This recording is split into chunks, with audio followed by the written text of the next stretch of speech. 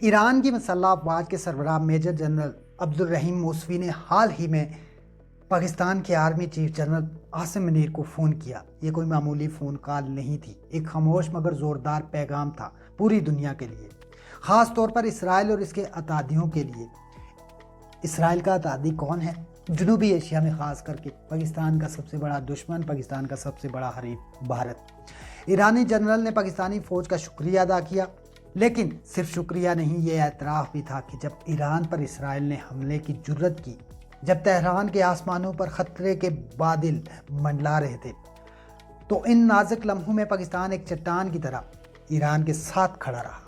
یہ محض ایک سفارتی بات نہیں، بلکہ یہ اس خطے میں ابھرنے والے نئے اتحاد کا اعلان تھا۔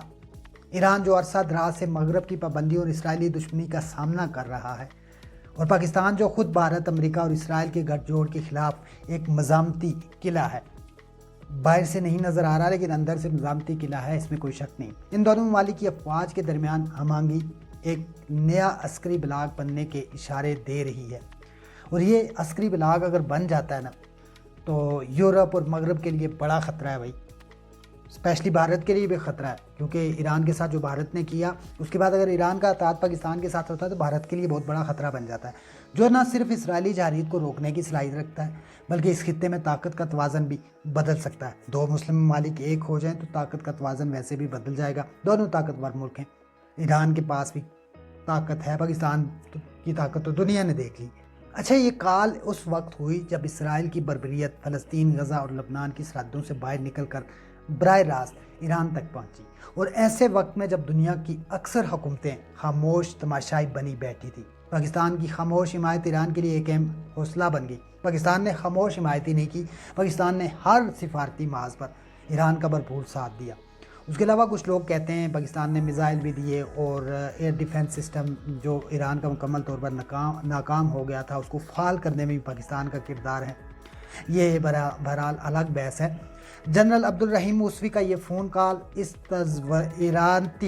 تصویراتی گہرائی، اسٹریٹجک ڈیپتھ کی نشاندہی بھی کرتا ہے، جس کی بنیاد اب ایک نظریاتی یکجہتی پر رکھی جا رہی ہے۔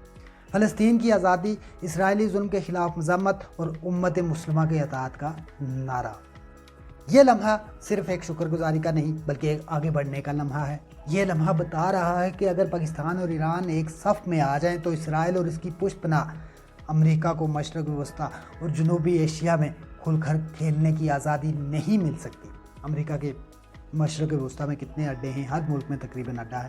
اب سوال یہ ہے کہ کیا یہ صرف ایک فون کال تھی، یا آنے والے دنوں میں ہمیں کچھ بڑا دیکھنے کو ملنے والا ہے؟ کیا پاک ایران عسکری تعلقات میں مزید وسعت آئے گی؟ کیا یہ اتحاد یمن، شام، لبنان اور غزہ میں بھی عملی شکل اختیار کرے گا؟ کیا اسرائیل کو اب ہر محاذ پر چیلنج دینے کے لیے امت متحد ہو رہی ہے؟ یہ سب سوالات ابھی وقت کے پردے میں چھپے ہیں، لیکن ایک بات طے ہے، یہ خاموش لہروں میں ایک طوفان کی آمد کی آہٹ ہے۔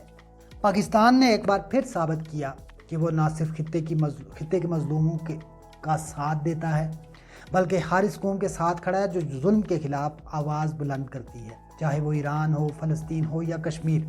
یہ تجزیہ تھا اس تاریخی لمحے کا جب دو عظیم افواج نے ایک دوسرے کے ہاتھ مضبوطی سے تھامے اور اسرائیل کو پیغام دیا، تم تنہا نہیں ہو، ہم تنہا نہیں ہیں، ہم بیدار ہیں، تمہارا ظلم زیادہ دیر نہیں چلے گا۔ یہ ساری باتیں ایک طرف، لیکن ایران کی جس طرح پاکستان نے مدد کی نا، اس کے بعد ایران پاکستان کے کافی قریب آ چکا ہے، اور یہ بات بہت سارے ملکوں کو ناگوار گزرے گی، اسپیشلی امریکہ کو۔ اس کے بعد ایک اور ہمارا پڑوسی ملک ہے، اس کو اس سے بہت بڑا خطرہ ہو سکتا ہے، کیونکہ اس کی بڑی انویسٹمنٹ ہے ایران میں۔ اس نے جتنی انویسٹمنٹ ایران میں کی ہوئی ہے نا، وہ ساری تباہ ہو گئی۔ اس سے پہلے افغانستان میں بھی اس نے بڑی انویسٹمنٹ کی ہوئی تھی، امریکہ کے وہاں سے جانے کے بعد اس کی وہ انویسٹمنٹ بھی تباہ ہوتی ہوئی نظر آئی، وہ تباہ ہوئی بھی، اور اس کو بڑا نقصان ہوا۔